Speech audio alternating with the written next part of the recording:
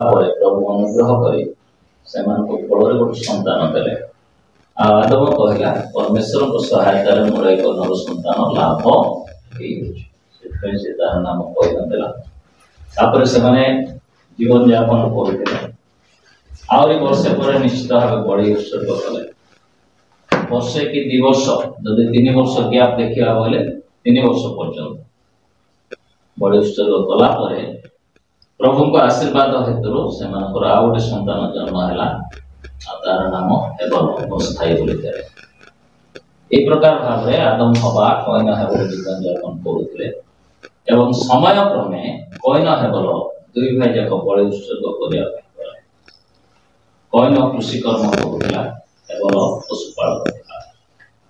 2 भाई जाक बेदी तैयारी कले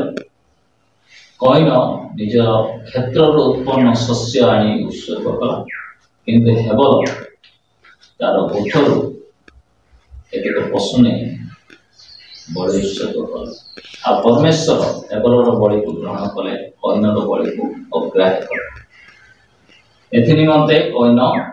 निज भाई हेबल उपरे क्रोध कला एवं ताको हत्या करने मन कल्पना कला आ दिने कईन हेबल को खेत को डाकी नेला एवं निर्जन स्थान हत्या कला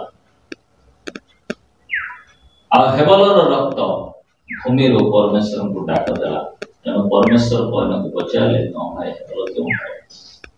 हेबल कहूँ मु कौन मो भाईर रक्षक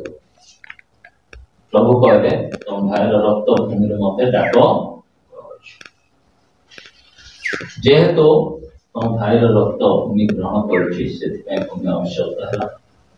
आउ ये भूमि तुमको अपना शक्ति दे खाद्य शस्य दे पार ना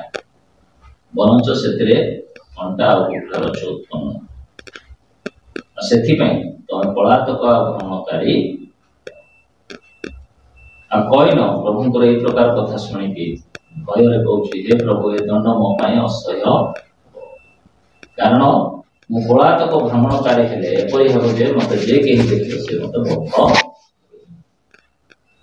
तो कईन को जेपरी अन्य कहीं बद्ध न करती एथि प्रभु ता निमंते एक चिन्ह निरूपण कले जे कहीं कईन को बद्ध करिवो तार गुण तार दंड 7 गुण आ कईन सदा प्रभु को सम्मुखरो